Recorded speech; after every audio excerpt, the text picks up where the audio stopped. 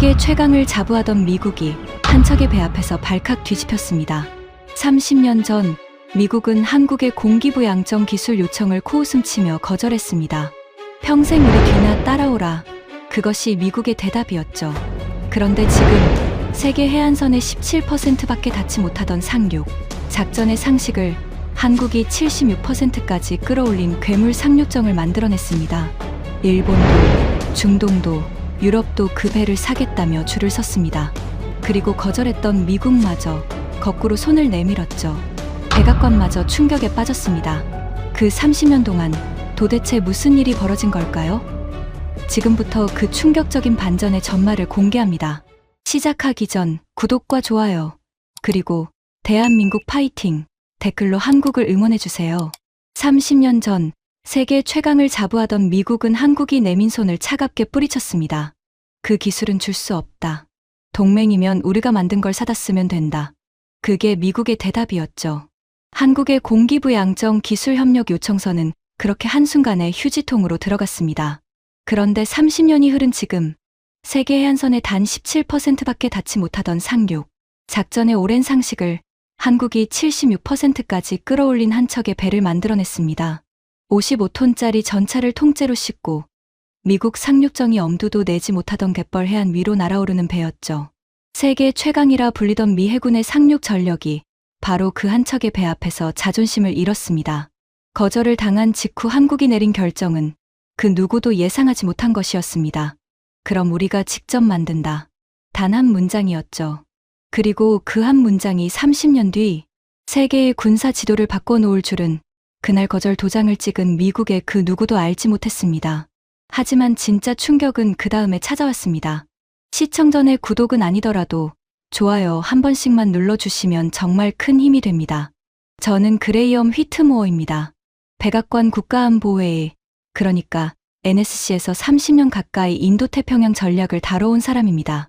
대통령에게 올라가는 보고서의 마지막 문장을 다듬는 일, 동맹의 우선순위를 정하는 일, 어느 나라에 무엇을 주고 무엇을 주지 않을지를 판단하는 일, 그게 제 평생의 업이었습니다. 그리고 오늘 부끄러운 고백을 하나 하려고 합니다. 30년 전 한국의 그 요청서를 묵살한 회의실에 제가 앉아 있었습니다. 제 사무실은 워싱턴의 한 회색 건물 안에 있었습니다. 창문은 두꺼웠고 햇빛보다 형광등 빛이 익숙한 방이었죠. 매일 아침 제가 가장 먼저 하는 일은 밤사이 전 세계에서 올라온 보고들을 펼쳐놓고 거대한 지도 위에 미국의 힘이 어떻게 뻗어 있는지를 확인하는 것이었습니다. 태평양 한가운데에 떠 있는 우리 항공모함, 일본과 한국에 배치된 우리 병력, 중동을 지키는 우리 함대, 그 모든 점들이 워싱턴이라는 하나의 중심으로 이어져 있었습니다. 저는 그 그림을 믿었습니다. 세계는 바퀴살처럼 생겼고 그 바퀴의 한가운데에 미국이 있다. 동맹국들은 바깥쪽 살에 매달려 우리 쪽을 바라보는 존재다. 그들은 우리가 만든 무기를 사고 우리가 그어놓은 선 안에서 움직인다. 그게 30년 동안 한 번도 흔들린 적 없는 제 세계관이었습니다. 저는 그 믿음으로 수많은 결정을 내렸습니다. 어떤 나라에는 최신 전투기를 팔고 어떤 나라에는 한 세대 뒤처진 모델만 내줬죠. 핵심 기술은 절대 넘기지 않았습니다. 그게 미국의 우위를 지키는 길이라고 확신했으니까요. 동맹은 신뢰의 관계가 아니라 격차의 관계여야 한다. 저는 그렇게 배웠고 그렇게 가르쳤습니다. 그런데 몇 달 전 어느 아침 제 책상 위에 한 장의 보고서가 올라왔습니다. 표지에는 붉은 글씨로 이렇게 적혀 있었죠. 미 해군 상륙 전력 가동 현황, 긴급. 저는 커피잔을 내려놓고 그것을 펼쳤습니다. 그리고 첫 페이지를 읽는 순간 등줄기를 타고 서늘한 것이 흘러내렸습니다. 우리 해병대를 적의 해안으로 실어 나르는 공기부양 상륙정, LCAC. 미국이 자랑하던 그 상륙정의 절반 이상이 멈춰 서 있다는 내용이었습니다. 노후한 기체, 부족한 부품, 떠나버린 숙련공. 한 척을 정비하는데 8개월이 걸린다는 분석이 적혀 있었죠. 8개월이라니, 그 사이에 어딘가에서 전쟁이 터지면 우리 해병대는 무엇을 타고 적의 해안에 오른단 말입니까? 저는 보고서를 든 채 한참을 움직이지 못했습니다. 손끝이 차가워지고 명치가 묵직하게 가라앉는 느낌이었습니다. 보고서의 마지막 줄에는 분석관의 짧은 의견이 달려 있었습니다. 현재 미국의 상륙 전력만으로는 동맹국의 도움 없이 대규모 상륙 작전을 감당하기 어려움. 그리고 그 옆에 한 나라의 이름이 적혀 있었죠. 그 이름을 본 순간 30년 전 그 회의실의 공기가 갑자기 제 폐 속으로 밀려 들어왔습니다. 대한민국. 30년 전 제가 코웃음을 치며 돌려보냈던 바로 그 나라였습니다. 그 보고서를 덮고 나서도 저는 한동안 인정하고 싶지 않았습니다. 무언가 착오가 있을 거라고 생각했죠. 미국이 상륙정 하나를 한국에 기대야 하는 처지라니.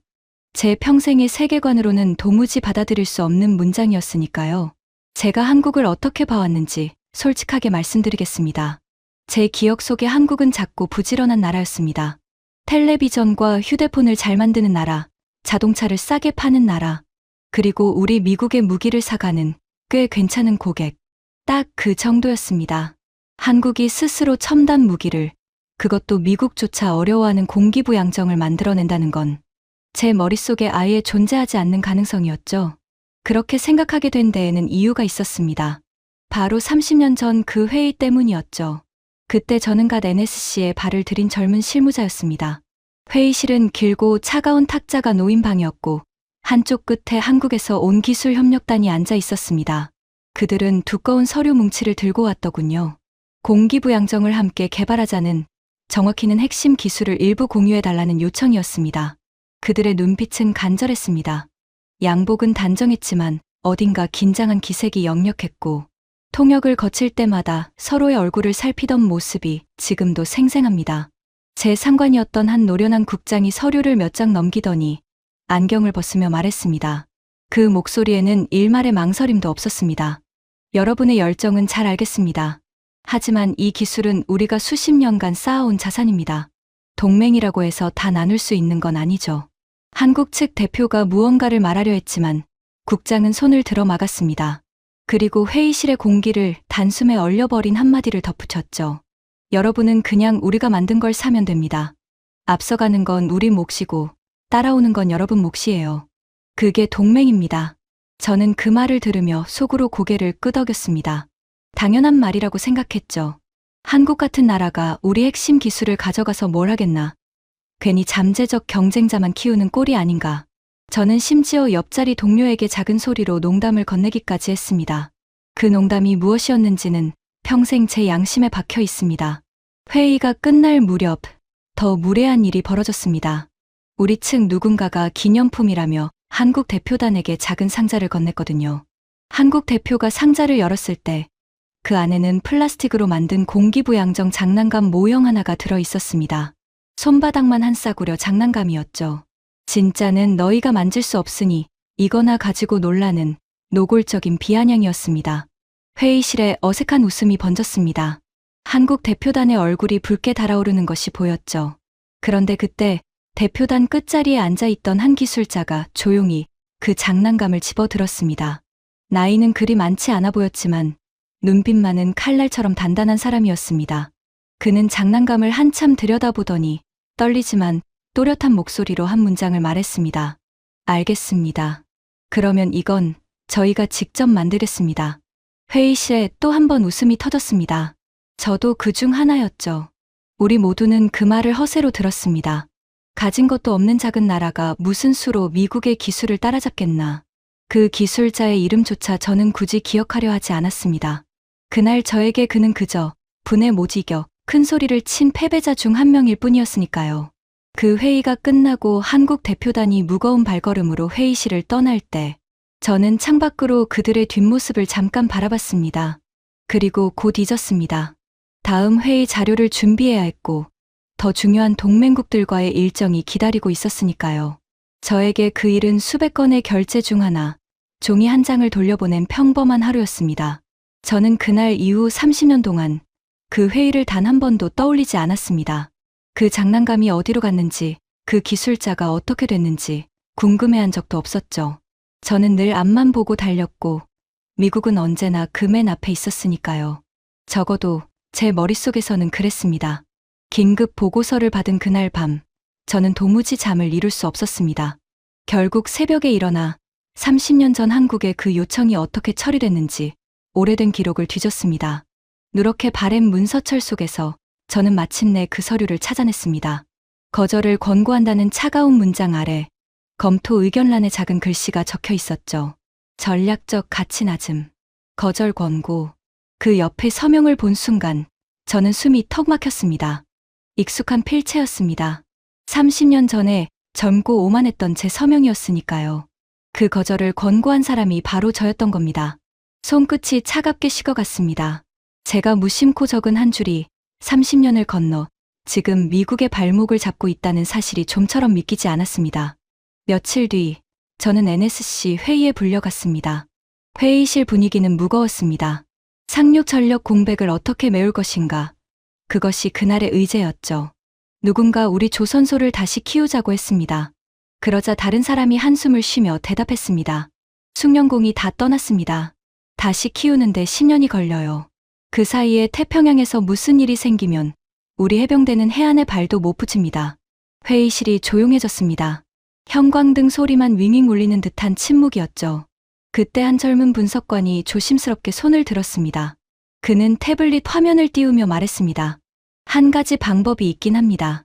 다만 자존심이 좀 상하실 수도 있습니다. 그가 화면을 우리 쪽으로 돌렸습니다. 거기에는 바다 위를 미끄러지듯 달리는 한 척의 배가 있었습니다. 거대한 고무 스커트 위에 올라타 물보라를 일으키며 해안으로 돌진하는 모습. 갑판 위에는 우리 것보다 훨씬 큰 전차 한 대가 단단히 고정되어 있었습니다. 한국 해군이 운용하는 차세대 공기부양 상륙정입니다. 이름은 솔개라고 합니다. 저는 그 화면을 보며 미간을 찌푸렸습니다. 솔개. 처음 들어보는 이름이었죠. 분석관은 차분하게 설명을 이어갔습니다. 우리 LCAC가 싣지 못하는 무게의 전차를 싣고도 더 빠른 속도로 달린다는 것이었습니다. 우리 것이 40노트를 낼 때 솔개는 50노트를 낸다고 했죠. 소음과 적외선 신호는 우리 기체의 절반에도 못 미친다고 했습니다. 무엇보다 우리 LCAC가 접근조차 못하던 얕은 갯벌 해안 위로도 거뜬히 올라온다고 했습니다. 저는 코웃음을 쳤습니다. 30년 전 그 회의실에서처럼요. 과장된 자료겠지. 한국이 그런 걸 만들 리가 없어요. 어디서 우리 설계를 베꼈겠지. 제 말에 회의실의 몇몇이 고개를 끄덕였습니다. 그런데 그 젊은 분석관만은 끄덕이지 않았습니다. 그는 잠시 저를 바라보더니 한 문장을 덧붙였습니다. 그 문장이 제 가슴을 쿡 찔렀습니다. 보좌관님, 한국은 30년 전에 우리한테 기술을 거절당했습니다. 그래서 직접 만들기 시작한 겁니다. 베낀 게 아니라 처음부터 끝까지 자기들 손으로요. 그 순간 30년 전 그 기술자의 떨리던 목소리가 제 귓가에 되살아났습니다. 그러면 이건 저희가 직접 만들었습니다. 저는 애써 그 기억을 밀어냈습니다. 우연이겠지. 설마 그 허세가 진짜가 됐을 리는 없으니까. 저는 그렇게 스스로를 다독였습니다. 회의의 결론은 이러했습니다. 며칠 뒤 한국 남해안에서 열리는 환태평양 연합 상륙 훈련에 백악관 참관단을 보낸다. 동맹국들의 상륙 역량을 직접 눈으로 확인하고 온다. 그리고 그 참관단의 단장으로 제 이름이 호명되었습니다. 저는 내키지 않았습니다. 솔직히 말하면 가고 싶지 않았습니다. 한국까지 날아가 그들의 자랑을 듣고 와야 한다는 사실이 제 오랜 자부심을 긁었으니까요. 하지만 대통령에게 올릴 보고서를 제 손으로 써야 하는 이상 거절할 수는 없었습니다. 저는 무거운 마음으로 짐을 꾸렸습니다. 긴 비행 끝에 한국에 도착했을 때 저는 첫 번째 충격을 받았습니다. 제가 기억하던 한국이 아니었거든요. 공항은 거대하고 매끈했고 도시는 밤에도 환하게 빛났습니다. 사람들의 걸음걸이에는 어딘가 당당한 기운이 흘렀습니다. 30년 전 제 머릿속에 박제해 둔 작고 부지런하기만 하던 그 나라는 어디에도 없었습니다. 훈련이 열리는 남쪽 해군 기지로 향하는 차 안에서 창밖으로 거대한 조선소들이 스쳐 지나갔습니다. 하늘을 찌를 듯한 크레인들이 밤하늘 아래 끝없이 늘어서 있었고 불빛은 새벽처럼 환했습니다. 스문의 시간 쉬지 않고 배를 만드는 곳이라고 운전기사가 자랑스럽게 말해주었습니다. 한화오션, 한진중공업, HD현대중공업. 그가 읊은 이름들 앞에서 저는 묘하게 입이 말랐습니다. 저게 다 배를 만드는 곳이라고. 저는 차창에 얼굴을 가까이 댄 채 중얼거렸습니다. 미국에서는 이미 문을 닫아버린 풍경이 이곳에서는 펄펄 살아 숨 쉬고 있었습니다. 가슴 한구석이 서늘해졌지만 저는 애써 고개를 저었습니다. 배를 많이 만드는 것과 미국을 뛰어넘는 기술을 가진 것은 다른 문제다. 그렇게 스스로를 다잡았죠. 그날 저녁 훈련 참가국 장교들을 위한 환영 행사가 열렸습니다. 구석에서 시간이 지나가기만 기다리던 제게 일본 해상자위대 장교 한 명이 다가왔습니다. 짧은 인사 끝에 그가 목소리를 낮추며 말했습니다. 보좌관님, 내일 한국, 그 배를 보러 오신 거죠? 솔직히 부럽습니다. 우리도 도입을 검토 중이거든요. 저는 잔을 쥔 손이 멈칫했습니다. 일본도 공기부양 상륙정을 운용하는 나라였으니까요. 일본 정도면 직접 만들 수도 있지 않냐고 묻자 그는 씁쓸하게 웃으며 답했습니다. 만들 수 있는 것과 한국만큼 잘 만드는 건 다른 문제니까요. 저는 등골이 서늘해졌습니다. 숙적이라던 일본조차 한국 앞에 고개를 숙이고 있었던 겁니다. 하지만 저는 여전히 인정하지 않았습니다. 직접 보기 전까진 믿지 않겠다고 다시 마음을 다잡았죠. 다음 날 아침, 저는 훈련장 부두에 섰습니다. 짭짤한 바다 냄새가 콧 속으로 밀려들고 발밑으로 차가운 바닷바람이 스쳤습니다. 멀리 안개 낀 수평선 위로 거대한 회색 실루엣 하나가 천천히 모습을 드러내기 시작했습니다. 제가 화면으로만 봤던 그 배, 솔개였습니다. 그리고 부두 한쪽에서 한 한국 남자가 저를 향해 걸어오고 있었습니다. 단정한 작업복 차림에 눈빛이 더없이 차분한 사람이었죠. 그가 손을 내밀며 또렷한 영어로 인사를 건넸습니다. 반갑습니다. 휘트모어 보좌관님. 솔개 개발을 책임지고 있는 차도연입니다.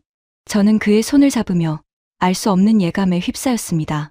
앞으로 며칠이 제 30년 인생을 송두리째 흔들어 놓으리라는 예감이었습니다. 하지만 그때까지만 해도 저는 그것이 얼마나 깊은 흔들림이 될지 짐작조차 하지 못했습니다. 차도연 수석연구위원은 저를 부두 끝의 관측대로 안내했습니다. 그의 걸음에는 군더더기가 없었고 말투는 차분했지만 어딘가 단단한 자신감이 배어 있었습니다. 저는 그 자신감이 거슬렸습니다. 자기 것을 자랑하려는 사람 특유의 들뜸이라고 그렇게 깎아내리고 싶었으니까요. 오늘은 솔개의 해상 기동 시범이 있을 겁니다. 차 위원이 담담하게 말했습니다. 직접 보시고 판단해 주십시오. 판단이라 저는 속으로 코웃음을 쳤습니다. 이미 판단은 끝나 있었거든요. 한국이 아무리 잘 만들었어 봐야 우리 LCAC의 개량형 수준이겠지. 흉내는 그럴듯하게 냈을 테지만 핵심에서는 분명 어설픈 구석이 있을 거다. 저는 그 어설픈 구석을 찾아내 보고서에 또박또박 적어 넣을 생각이었습니다. 그게 30년 경력에 제가 할 일이라고 믿었죠. 관측대에는 이미 여러 나라의 군 관계자들이 모여 있었습니다. 그리고 그 한가운데 낯익은 미국 얼굴 하나가 보였습니다. 랜들 포크너였죠. 이번 참관단에 함께 온 인물로 워싱턴에서 손꼽히는 강경파였습니다. 그는 늘 미국이 세계의 중심이어야 한다고 목소리를 높이는 사람이었고 동맹국을 아랫사람 대하듯 하는 태도로 악명이 높았습니다. 저를 보더니 그가 비웃듯 손을 들어 보였습니다. 휘트모어, 자네도 이 동양식 서커스를 보러 왔나? 포크너가 어깨를 으쓱하며 말했습니다. 솔직히 시간 낭비야. 한국이 배 한 척 띄워놓고 우리한테 잘 보이려는 거 아닌가? 어차피 부품 절반은 미국산일 테고. 저는 대답하지 않았습니다. 다만 속으로는 그의 말에 동의하고 있었죠. 그때까지는요. 바다 저편에서 묵직한 엔진음이 들려오기 시작했습니다. 안개가 천천히 걷히고 솔개가 모습을 드러냈습니다. 거대한 잿빛 선체가 물 위에 낮게 깔려 있었고 그 아래로 부풀어 오른 고무 스커트가 마치 숨을 쉬는 듯 했습니다. 저는 쌍안경을 들어 그 배를 살폈습니다. 용접선 하나하나가 깔끔했고 외관에는 군더더기가 없었습니다. 인정하긴 싫었지만 첫인상부터 만듦새가 예사롭지 않았습니다. 그때 솔개가 움직이기 시작했습니다. 처음에는 천천히 물보라를 일으키며 미끄러지듯 나아갔죠. 그런데 다음 순간 저는 제 눈을 의심했습니다. 그 거대한 배가 갑자기 무서운 속도로 가속하기 시작한 겁니다. 마치 수면 위를 박차고 날아오르는 것 같았습니다. 선체 아래로 새하얀 물기둥이 솟구쳤고 솔개는 그 위를 질주했습니다.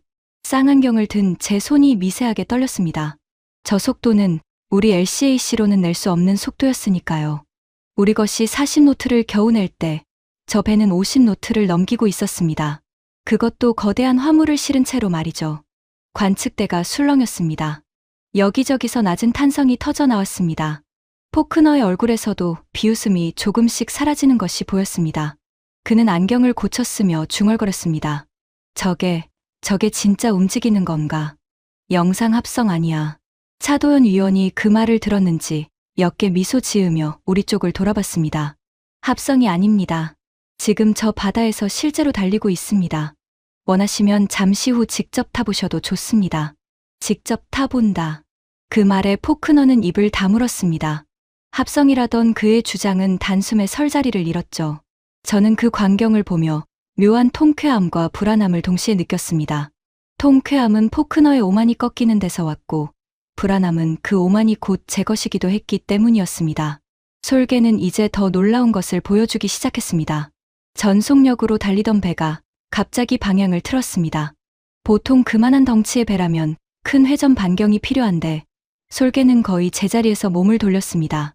물 위에서 그려지는 그 궤적은 도무지 물리 법칙을 따르는 것 같지 않았습니다. 제 옆에 서 있던 한 유럽 장교가 입을 떡 벌린 채 중얼거렸습니다. 저건 우리 상식으로는 불가능한 기동인데, 차도연 위원이 그 말에 조용히 답했습니다. 물리 법칙을 거스르는 게 아니라 더 정교하게 다루는 겁니다. 우리는 30년 동안 이 기술 하나만 파고들었거든요. 30년. 그 단어가 제 가슴을 묵직하게 눌렀습니다. 정확히 제가 그들을 돌려보낸 그 시간이었으니까요. 우리가 비웃으며 문을 닫은 그날부터 한국은 단 한순간도 멈추지 않고 이 배를 향해 달려온 겁니다. 시범이 이어지는 동안 솔개는 급가속과 급정지, 급선회를 완벽하게 해냈습니다. 그리고 무엇보다 놀라운 건 소음이었습니다. 그만한 속도로 달리는데도 엔진음이 우리 LCAC의 절반에도 미치지 않았습니다. 적외선 신호 역시 마찬가지라고 했습니다. 적의 탐지 장비로는 이 배를 찾아내기가 무척 어렵다는 뜻이었죠. 상륙 작전에서 그건 생명과 직결되는 능력이었습니다. 저는 쌍안경을 천천히 내렸습니다. 손바닥에 땀이 배어 있었습니다. 인정하고 싶지 않았지만 제가 방금 본 것은 우리 것보다 한 수 위의 배였습니다. 흉내가 아니라 추월이었습니다. 포크너가 제 옆으로 다가와 작은 소리로 말했습니다. 휘트모어, 우연일 거야. 운 좋게 한번 잘 달린 거겠지. 진짜 실력은 화물을 싣고 해안에 올라가 봐야 아는 거 아닌가. 그는 여전히 인정하지 않으려 발버둥 치고 있었습니다. 저는 아무 말도 하지 않았습니다. 사실은 저 역시 같은 희망을 품고 있었거든요. 제발 다음 시범에서는 어설픈 구석이 드러나기를. 그래야 제 30년이 무너지지 않을 테니까요. 하지만 그 희망은 다음 날 산산조각이 났습니다. 다음 날 시범의 무대는 갯벌이었습니다. 썰물 때라 바닷물이 멀리 빠져나간 끝없이 펼쳐진 진흙 해안이었죠. 저는 그 풍경을 보며 속으로 안도했습니다. 바로 저런 곳이 공기부 양정의 무덤이었으니까요. 설명을 드리겠습니다. 일반적인 상륙정은 항구나 단단한 모래 해안에만 닿을 수 있습니다. 세계 해안선의 단 17%뿐이죠. 나머지 80%가 넘는 해안은 갯벌이거나 암초이거나 경사가 험해서 배를 댈 수가 없습니다. 우리 LCAC가 공기부양 방식을 택한 것도 그래서였습니다. 물 위든 갯벌이든 떠서 올라갈 수 있으니까요. 하지만 우리 LCAC조차 저렇게 깊고 질척한 갯벌 앞에서는 한계가 분명했습니다.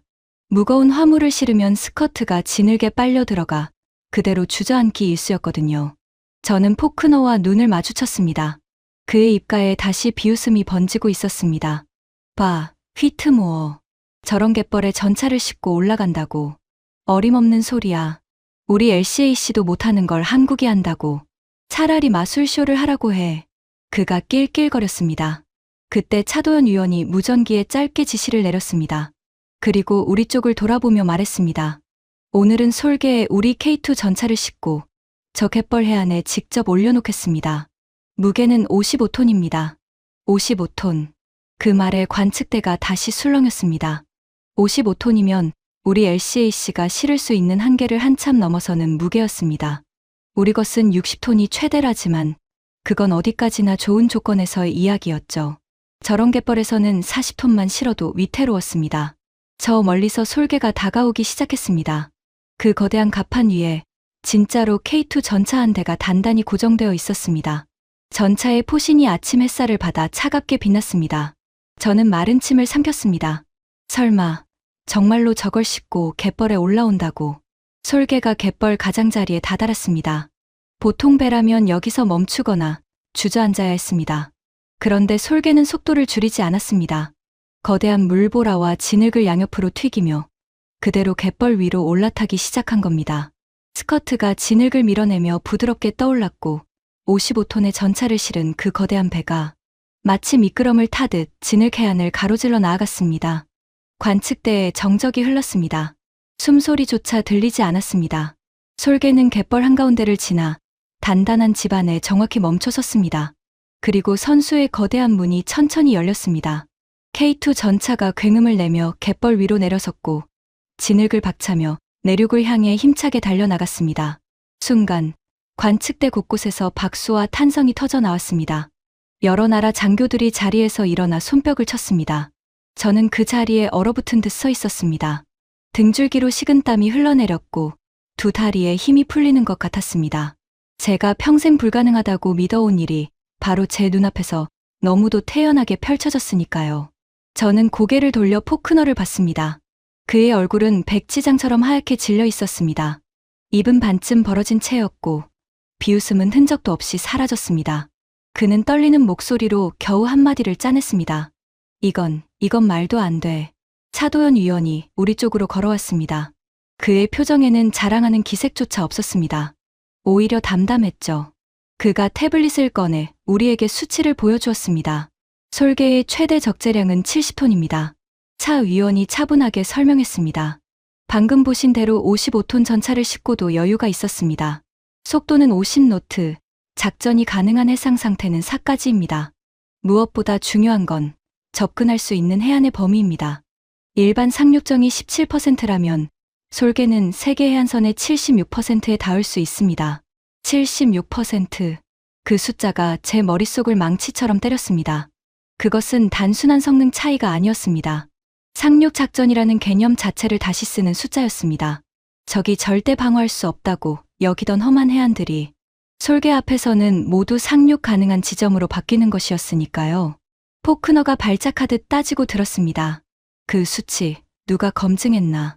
한국이 자기들 입으로 떠드는 거 아닌가? 우리가 그걸 어떻게 믿어? 차도연 위원은 흔들림 없이 답했습니다. 오늘 이 자리에 13개국 군 관계자가 와 계십니다. 방금 두 눈으로 직접 보셨고요. 믿고 안 믿고는 보좌관님들 몫입니다. 우리는 그저 사실을 보여드릴 뿐입니다. 그 차분한 한마디에 포크너는 더 이상 아무 말도 하지 못했습니다. 그의 얼굴이 분노와 수치로 불그락불그락했습니다. 저는 그 모습을 보면서도 통쾌함을 느낄 여유가 없었습니다. 제 안에 무언가가 무너지는 소리가 너무 컸으니까요. 그날 밤, 저는 호텔 방에서 한숨도 자지 못했습니다. 천장을 바라보며 30년 전 그 회의실을 몇 번이고 떠올렸습니다. 우리가 비웃으며 건넸던 그 장난감 모형, 그리고 떨리는 목소리로 직접 만들겠다던 그 기술자. 그때 우리가 문을 열어주었다면 한국은 우리 기술에 기대어 적당한 배 한 척을 만들었을지도 모릅니다. 하지만 우리가 문을 닫았기에 그들은 스스로의 힘으로 우리를 뛰어넘는 배를 만들어낸 겁니다. 저는 어둠 속에서 혼잣말을 했습니다. 우리가 저들을 이렇게 키운 건가? 거절이라는 가장 차가운 방식으로 말이죠. 그 생각에 이르자 가슴 한구석이 시리도록 아팠습니다. 다음 날 아침, 저는 차도연 위원의 안내로 솔개가 건조되는 조선소를 방문했습니다. 하나오션과 한진중공업의 기술이 함께 녹아든 곳이라고 했습니다. 거대한 도크 안에서 수백 명의 기술자들이 개미처럼 움직이며 새로운 솔개를 만들어내고 있었습니다. 저는 그 광경에 또 한 번 압도당했습니다. 미국에서는 이미 사라진 풍경이었으니까요. 젊은 엔지니어들이 대형 화면 앞에서 설계를 다듬고 있었고 숙련된 기술자들이 한치의 오차도 없이 용접을 이어갔습니다. 쇳가루 냄새와 기계음이 공기를 가득 채웠고 그 안에는 묘한 활기가 흘렀습니다. 저 젊은 기술자들은 어떻게 키우십니까? 제가 물었습니다. 미국에서는 이제 아무도 조선소에 오지 않거든요. 차도연 위원이 잠시 걸음을 멈추고 답했습니다. 우리는 조선업을 사양산업이라고 부른 적이 없습니다. 오히려 국가의 미래라고 가르쳤죠. 그래서 가장 우수한 인재들이 이곳으로 모입니다. 한 척을 건조하는데 우리는 14개월이면 됩니다. 다른 나라들은 40개월이 걸려도 못 따라옵니다. 14개월과 40개월. 저는 그 격차 앞에서 할 말을 잃었습니다. 미국의 조선소는 한 척을 정비하는 데만도 8개월이 걸리는 처지였으니까요. 그때 조선소 한쪽이 분주해졌습니다. 외국 손님들이 도착한 모양이었습니다. 차도연 위원이 양해를 구하며 그쪽으로 향했고 저는 호기심에 그 뒤를 따랐습니다. 그리고 그곳에서 저는 또 한 번 충격적인 장면을 목격했습니다. 일본 해상자위대의 고위 장교들이었습니다. 환영 행사에서 제게 말을 걸었던 그 장교도 그 안에 있었죠. 그들은 솔개의 모형 앞에서 진지한 표정으로 한국 측 관계자들과 이야기를 나누고 있었습니다. 통역을 통해 들려온 대화의 내용은 제 귀를 의심하게 만들었습니다. 일본이 자국의 노후한 상륙정을 솔개로 교체하는 방안을 공식적으로 검토하고 있다는 것이었습니다. 저는 멍하니 그 광경을 바라봤습니다. 일본은 한때 세계 최고의 조선 강국이었습니다. 자존심으로 똘똘 뭉친 나라였죠. 그런 일본이 자기들 것을 두고 한국 배를 사겠다고 고개를 숙이고 있었습니다. 30년 전이라면 상상조차 할 수 없는 일이었습니다. 그뿐이 아니었습니다. 조선소 회의실 벽면의 대형 화면에는 솔개를 도입하려는 나라들의 명단이 떠 있었습니다. 중동의 한 나라는 이미 32억 달러 규모의 도입 계약을 마쳤다고 했습니다. 영국과 프랑스 같은 유럽 강국들도 도입을 진지하게 검토 중이었고 추가 발주 물량만 12척이 밀려 있었습니다. 한국 조선소의 배를 만들어 달라고 줄을 선 나라가 무려 9개국이 넘는다고 했습니다. 세계가 한국 앞에 줄을 서 있었습니다. 제가 30년 전 아랫사람 대하듯 돌려보냈던 그 나라 앞에 말이죠. 그때 포크너가 씩씩거리며 회의실로 들어왔습니다. 그도 이 명단을 본 모양이었습니다. 그는 한국 측 관계자에게 삿대질하듯 따져 물었습니다. 이거 다 과장 아니야. 일본이, 유럽이 왜 미국 놔두고 한국 걸 사? 분명 어디서 핵심 기술을 빼돌렸겠지. 미국 기술 없이 너희가 이런 걸 만들었을 리가 없어. 회의실 분위기가 싸늘해졌습니다. 그때 함께 와 있던 한 유럽의 노장 제독이 천천히 입을 열었습니다. 그는 평생을 해군에서 보낸 누구나 인정하는 전문가였습니다. 포크너 씨. 그 노제독이 차분하지만 단호하게 말했습니다. 저는 미국 LCAC도 타봤고 오늘 솔개도 봤습니다. 두 배는 같은 급이 아닙니다. 솔개가 위입니다. 그리고 분명히 말씀드리는데 이건 베껴서 나올 수 있는 물건이 아닙니다. 30년을 한 우물만 판 나라만이 만들 수 있는 배예요. 우리 유럽이 솔개를 검토하는 이유가 바로 그겁니다. 자존심 때문에 현실을 못 보는 건 미국의 오랜 병이죠. 그 말에 포크너의 얼굴이 시뻘겋게 달아올랐습니다. 그는 무어라 반박하려 했지만 입만 벙긋거릴 뿐 아무 소리도 내지 못했습니다. 회의실의 모든 시선이 그에게 쏠렸고 그 침묵은 그 어떤 말보다 무거운 망신이었습니다. 저는 그 광경을 지켜보며 마침내 인정할 수밖에 없었습니다. 포크너의 변명은 바로 어제까지의 제 변명이기도 했다는 것을요. 저는 조용히 회의실을 빠져나왔습니다. 가슴이 답답해서 바깥 공기가 필요했습니다. 부두에 서서 바다를 바라보는데 차도연 위원이 어느새 제 옆으로 다가와 있었습니다. 휘트모어 보좌관님. 그가 조용히 말했습니다. 마음이 복잡하신 것 같군요. 저는 솔직하게 털어놓았습니다. 부끄럽습니다. 우리 미국은 우리가 영원히 앞설 거라고 믿었습니다. 그래서 동맹의 손을 잡는 대신 그 손을 뿌리쳤죠. 그게 얼마나 어리석은 일이었는지 이제야 알겠습니다. 차도연 위원은 잠시 말이 없었습니다. 그러다 먼 바다를 바라보며 입을 열었습니다. 보좌관님, 사실 이 배에는 한 분의 평생이 담겨 있습니다. 30년 전 미국에서 거절당하고 돌아온 뒤로 단 하루도 이 꿈을 놓지 않으신 분이죠. 그분이 없었다면 솔개는 세상에 없었을 겁니다. 그분이 누구십니까? 제가 물었습니다. 차도연 위원은 옅게 미소 지을 뿐 답하지 않았습니다. 곧 만나시게 될 겁니다. 그가 그렇게만 말했습니다. 저는 그 말을 들으며 가슴 한구석이 이상하게 술렁이는 것을 느꼈습니다. 30년 전 그 떨리던 목소리가 다시 한번 귓가를 스쳐 지나갔습니다. 제가 한국에 머문 지 며칠이 지났을 무렵 예상치 못한 일이 벌어졌습니다. 거대한 태풍이 한반도 남쪽 해안을 강타한 겁니다. 밤사이 폭우가 쏟아졌고 해안의 한 작은 섬마을이 거센 파도와 해일에 완전히 고립되고 말았습니다. 새벽녘 호텔 로비의 텔레비전 앞에 사람들이 모여들었습니다. 화면 속 상황은 처참했습니다. 섬으로 이어지는 다리는 끊겼고 마을은 물에 잠겼습니다. 수백 명의 주민이 무너진 건물 옥상과 언덕에 고립된 채 구조를 기다리고 있었습니다.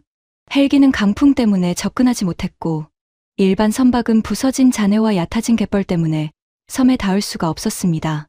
저는 그 화면을 보며 직업적인 안타까움을 느꼈습니다. 저런 상황은 어느 나라 군대에게도 악몽이었으니까요. 헬기도 못 가고 배도 못 가는 곳. 시간이 흐를수록 희생자만 늘어날 게 뻔했습니다. 그때 제 머릿속에 한 가지 생각이 스쳤습니다. 솔개라면, 어쩌면 헬기가 못 가고 일반 배가 못 가는 그 험한 해안에 솔개는 닿을 수 있지 않을까. 갯벌과 잔해 위로도 올라갈 수 있는 그 배라면 말이죠. 바로 그 순간 제 휴대폰이 울렸습니다. 차도연 위원이었습니다. 보좌관님, 지금 솔개가 구조 작전에 투입됩니다. 그가 다급하게 말했습니다. 직접 보시겠습니까? 함께 가시죠. 저는 망설이지 않았습니다. 빗속을 뚫고 기지로 달려갔습니다. 그곳에서는 이미 솔개가 출동 준비를 마치고 있었습니다. 갑판 위에는 구호 물자와 의료진, 구조 인력이 가득 실려 있었습니다. 차도연 위원이 직접 작전을 지휘하고 있었고 그의 눈빛에는 한치의 흔들림도 없었습니다. 저는 그에게 조심스럽게 물었습니다. 이렇게 거센 풍랑에 정말 출동이 가능합니까? 무리한 거 아닙니까? 차 위원은 단호하게 답했습니다. 저 섬에 사람이 갇혀 있습니다. 솔개는 바로 이런 순간을 위해 만든 배입니다. 그가 무전기를 들었습니다. 전원 탑승 완료. 출발합니다. 저도 그 배에 올랐습니다. 직접 두 눈으로 확인하고 싶었으니까요. 솔개가 거센 파도를 가르며 바다로 나아갔습니다. 집채만 한 파도가 연거푸 밀려왔지만 솔개는 흔들리면서도 멈추지 않았습니다. 저는 갑판 난간을 꽉 붙든 채 그 무서운 항해를 지켜봤습니다. 차가운 빗방울이 얼굴을 때렸고 짠 바닷물이 입안으로 들어왔습니다. 심장이 미친 듯이 뛰었습니다. 마침내 섬이 보이기 시작했습니다. 해안은 그야말로 아수라장이었습니다. 부서진 배의 잔해, 떠밀려온 나무들, 무너진 방파제, 어떤 배도 닿을 수 없을 것 같은 험한 해안이었습니다. 저는 마음을 졸이며 솔개를 바라봤습니다. 설마 정말 저기에 올라갈 수 있을까? 차도연 위원이 무전기에 짧게 외쳤습니다. 그러자 솔개가 속도를 줄이지 않고 그대로 그 잔해 가득한 갯벌 해안 위로 올라타기 시작했습니다. 스커트가 부서진 나무와 진흙을 밀어내며 부드럽게 떠올랐고 그 거대한 배가 마치 거짓말처럼 해안 위로 미끄러져 들어갔습니다. 다른 어떤 배도 닿지 못한 그곳에 솔개는 너무도 태연하게 도착한 겁니다. 선수의 문이 열리자 구조 인력과 의료진이 쏟아져 나왔습니다. 그들은 고립된 주민들을 향해 달려갔습니다. 옥상에 올라가 있던 사람들, 언덕에서 떨고 있던 노인과 아이들이 하나둘 구조되어 솔개에 올랐습니다. 한 노인은 구조대원의 손을 잡고 오열했고 어린아이를 품에 안은 젊은 어머니는 안도의 눈물을 흘렸습니다. 저는 그 광경을 지켜보며 눈시울이 뜨거워지는 것을 느꼈습니다. 제 직업적 관심은 어느새 사라지고 그저 한 사람의 인간으로서 가슴이 벅차올랐습니다. 무기로 만들어진 배가 지금 이 순간 수백 명의 생명을 구하고 있었습니다. 그것도 세상 어떤 배도 가지 못한 곳에서 말이죠. 구조 작전은 밤새 이어졌습니다. 솔개는 섬과 육지를 몇 번이고 오갔습니다. 그 거센 풍랑 속에서 단 한 명의 추가 희생자도 없이 고립된 주민 전원을 안전하게 구조해냈습니다. 동이 틀 무렵 마지막 주민까지 육지에 내려놓았을 때 부두에 모여있던 사람들 사이에서 박수와 환호가 터져 나왔습니다. 저는 흠뻑 젖은 채로 부두에 서 있었습니다. 온몸이 떨렸지만 추위 때문만은 아니었습니다. 제가 방금 목격한 것은 단순한 성능 시범이 아니었습니다. 한 나라가 30년 동안 묵묵히 쌓아 올린 기술이 사람의 생명을 구하는 가장 숭고한 방식으로 증명되는 순간이었습니다. 그때 함께 따라왔던 포크너가 제 옆에 와섰습니다. 그 역시 흠뻑 젖은 모습이었습니다. 그의 얼굴에는 더 이상 비웃음도 변명도 없었습니다. 그는 한참을 말없이 바다를 바라보다가 떨리는 목소리로 입을 열었습니다. 휘트모어. 그가 힘겹게 말했습니다. 나는 평생 미국이 최고라고 믿었어. 그런데 오늘 밤 저 배가 하는 걸 보면서 처음으로 그게 흔들렸어. 우리 LCAC였다면 저 사람들은 다 죽었을 거야. 저는 아무 말도 하지 않았습니다. 대신 그의 어깨에 손을 얹었습니다. 그 마음을 저는 누구보다 잘 알았으니까요. 무너지는 자존심의 고통, 그리고 그 너머에서 차오르는 부끄러움과 경외감. 우리 두 미국인은 그렇게 한국의 바닷가에 서서 동이 트는 하늘을 함께 바라봤습니다. 차도연 위원이 우리에게 다가왔습니다. 그도 밤을 꼬박 세운 듯 지친 기색이었지만 눈빛만은 형용했습니다. 그가 우리에게 따뜻한 차를 건네며 말했습니다. 이게 우리가 이 배를 만든 이유입니다. 그가 조용히 말했습니다.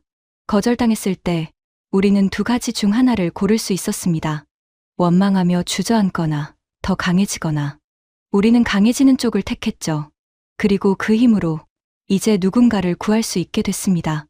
미국을 이기려고 만든 게 아닙니다. 그저 지키고 싶은 것을 지킬 힘을 갖고 싶었을 뿐입니다. 그 말이 제 가슴 깊은 곳을 울렸습니다. 저는 차도연 위원의 눈을 똑바로 바라보며 말했습니다. 차 위원님, 한 가지 부탁이 있습니다. 아까 말씀하신 그분, 이 배의 시작을 만드셨다는 그분을 꼭 한번 뵙고 싶습니다. 직접 사과를 드려야 할 것 같습니다. 차도연 위원은 잠시 저를 바라보더니 천천히 고개를 끄덕였습니다. 그러시죠.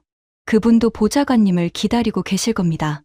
어쩌면 아주 오래전부터요. 그 말의 의미를 저는 그때까지 알지 못했습니다. 하지만 며칠 뒤 그분과 마주한 순간 저는 제 인생에서 가장 큰 충격과 마주하게 됩니다. 30년 전 그 차가운 회의실의 기억이 마침내 저를 정면으로 찾아온 것이었으니까요. 제9호 작전이 있은 지 며칠 뒤 차도연 위원이 저를 한 연구동으로 안내했습니다. 솔개의 모든 것이 시작된 곳이라고 했습니다. 저는 그곳으로 향하는 내내 마음이 무거웠습니다. 이 배의 시작을 만든 분, 30년의 세월을 이 꿈에 바친 그분을 곧 만난다는 생각에 가슴이 조여왔으니까요. 연구동 복도는 조용했습니다. 벽에는 솔개의 초기 설계도와 시험 사진들이 빼곡하게 걸려 있었습니다. 수없이 많은 실패의 흔적이 그 사진들 속에 고스란히 담겨 있었습니다. 저는 그 앞을 천천히 지나며 이 한 척의 배 뒤에 얼마나 많은 땀과 눈물이 있었을지를 짐작해봤습니다. 복도 끝방에 도착하자 차도연 위원이 문을 두드렸습니다. 문이 열리고 한 노신사가 우리를 맞았습니다. 머리는 희끗했지만 허리는 꼿꼿했고 눈빛만큼은 형형하게 살아있는 분이었습니다. 그분이 손을 내밀며 부드럽게 인사를 건넸습니다. 먼 길 오셨습니다. 윤상길입니다. 저는 그 손을 잡았습니다. 그런데 그 순간 제 심장이 덜컥 내려앉았습니다. 그 눈빛, 그 얼굴. 어딘가 낯이 익었거든요. 저는 그분의 얼굴을 한참 들여다봤습니다. 그리고 기억의 저 깊은 곳에서 무언가가 천천히 떠오르기 시작했습니다. 윤 박사가 옅게 미소 지으며 말했습니다. 기억하실지 모르겠군요. 우리는 사실 30년 전에 한 번 만난 적이 있습니다. 그 말에 제 등줄기로 서늘한 것이 훑고 지나갔습니다. 30년 전, 그 차가운 회의실, 두꺼운 서류 뭉치를 들고 왔던 한국기술협력단, 그리고 대표단 끝자리에서 떨리지만 또렷한 목소리로 한 문장을 말했던 그 젊은 기술자. 알겠습니다. 그러면 이건 저희가 직접 만들겠습니다. 저는 숨이 멎는 것 같았습니다. 떨리는 목소리로 겨우 물었습니다. 혹시 그때 그 회의실에 계셨던 장난감 모형을 받으셨던 윤 박사는 조용히 고개를 끄덕였습니다. 그리고 천천히 몸을 돌려 자신의 책상 뒤 벽을 가리켰습니다. 저는 그쪽으로 시선을 옮겼습니다. 그리고 그 자리에 얼어붙고 말았습니다. 벽에는 작은 액자가 하나 걸려 있었습니다.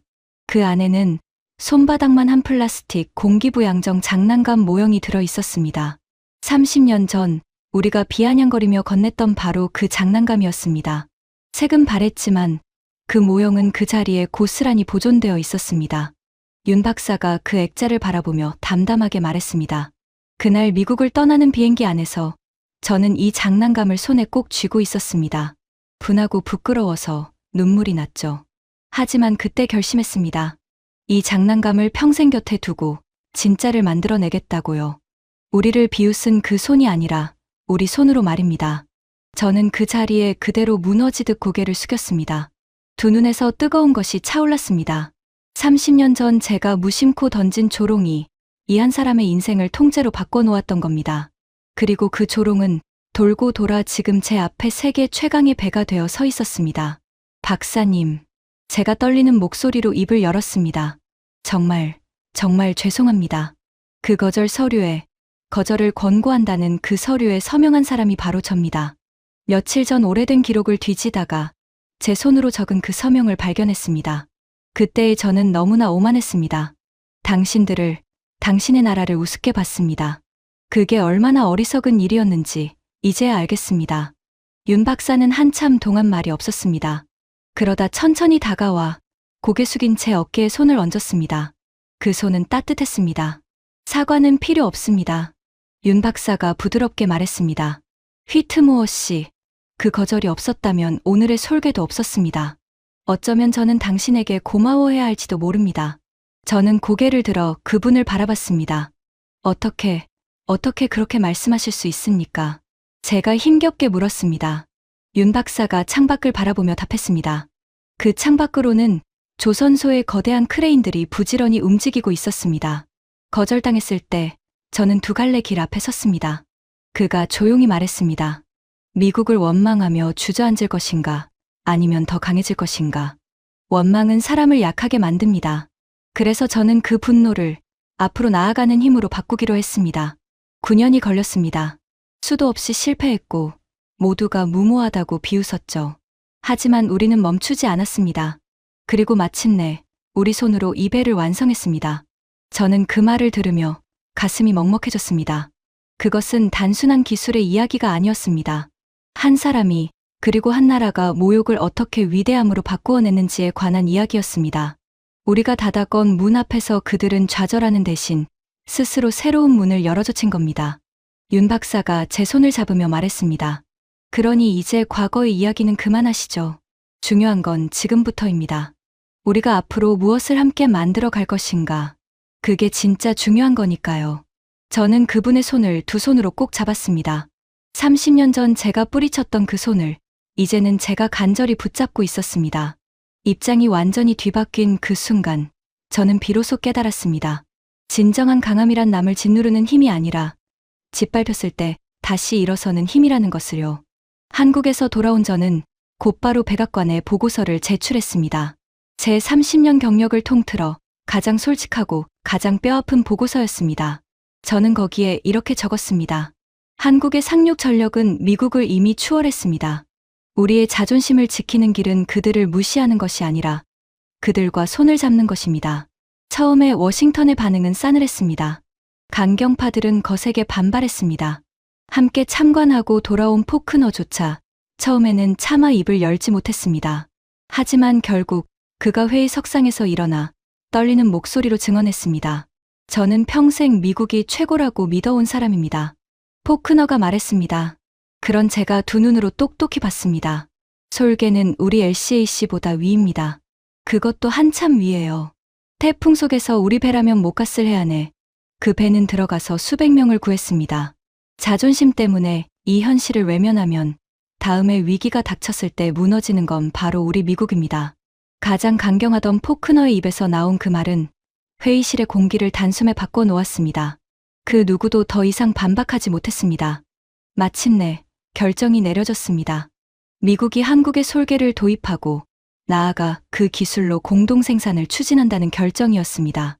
그 소식이 발표되던 날 세계가 발칵 뒤집혔습니다. 30년 전 한국의 기술을 코웃음치며 거절했던 그 미국이 이제는 거꾸로 한국의 손을 내밀어 그 배를 사겠다고 나선 겁니다. 백악관은 충격에 휩싸였고 언론은 앞다투어 이 역사적인 역전을 보도했습니다. 미국이 한국 상륙정을 도입한다. 거절했던 기술, 30년 만에 거꾸로 사들이다. 헤드라인들이 쏟아졌습니다. 저는 그 뉴스를 보며 만감이 교차했습니다. 부끄러움과 후회, 그리고 묘한 안도감이 동시에 밀려왔습니다. 우리는 너무 늦게 깨달았지만 그래도 깨달았으니까요. 늦게라도 손을 내밀 수 있었으니까요. 이미 일본은 솔개 도입을 결정했고 중동의 여러 나라가 계약을 마쳤으며 유럽 강국들도 줄을 서 있었습니다. 그리고 이제 세계 최강이라던 미국마저 그 줄의 맨 뒤에 섰습니다. 한국이 만든 한 척의 배가 세계 상륙 작전의 새로운 기준이 된 겁니다. 누구도 따라올 수 없는 단 하나의 기준 말이죠. 얼마 후 저는 중대한 결심을 했습니다. 백악관의 자리에서 물러나 한미 조선협력 사업의 다리 역할을 맡기로 한 겁니다. 30년 전 제 손으로 닫았던 문을 이제 제 손으로 활짝 열어두고 싶었습니다. 그것이 제가 저지른 오만에 대해 제가 할 수 있는 마지막 숙제라고 생각했으니까요. 저는 다시 한국으로 향했습니다. 윤상길 박사와 차도연 위원이 저를 따뜻하게 맞아 주었습니다.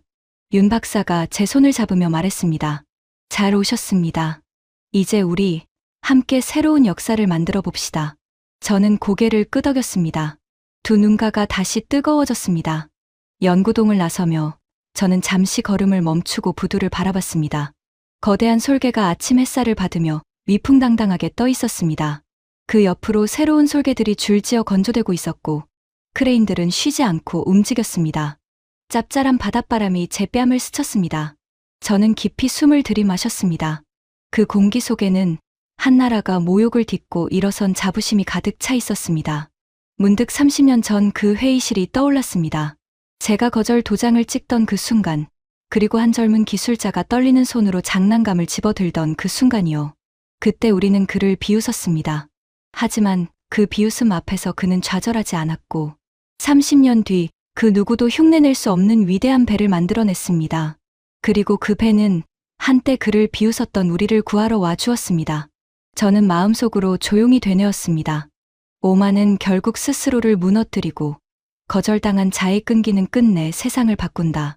그것이 제가 30년에 걸쳐 가장 아프게 배운 교훈이었습니다. 지금까지 그레이엄 휘트무어 씨의 이야기 어떻게 보셨나요? 이 이야기가 우리에게 전하는 메시지는 분명합니다. 바로 대한민국의 저력입니다. 거절당했을 때 주저앉지 않고 오히려 그 모욕을 발판 삼아 더 높이 날아오른 우리 기술자들의 정신이죠. 30년 전 미국이 공기부 양정 기술을 내주지 않았을 때 우리는 포기하지 않았습니다. 그 대신 우리 손으로 직접 그것도 세계 최고의 성능으로 만들어냈습니다. 그리고 그 배는 이제 무너져 가던 미국마저 손을 내밀게 만들었고 위기에 처한 수많은 생명을 구하는 희망이 되었습니다. 세계 최강이라던 미국이 한국 앞에 무릎을 꿇은 거냐고요? 아닙니다. 진정한 파트너가 된 겁니다. 위에서 내려다보는 관계가 아니라 나란히 어깨를 맞대고 서는 관계 말이죠. 그게 바로 대한민국이 30년의 끈기로 이뤄낸 진짜 승리입니다. 지금까지 백악관 안보보좌관 그레이엄 휘트무어가 한국에서 마주한 충격적인 이야기였습니다. 30년 전 미국이 비웃으며 거절했던 그 기술을 대한민국은 끝내 우리 손으로, 그것도 세계 1등으로 만들어냈습니다. 좌절 앞에서 주저앉지 않고 오히려 그것을 발판 삼아 더 높이 날아오른 끈기.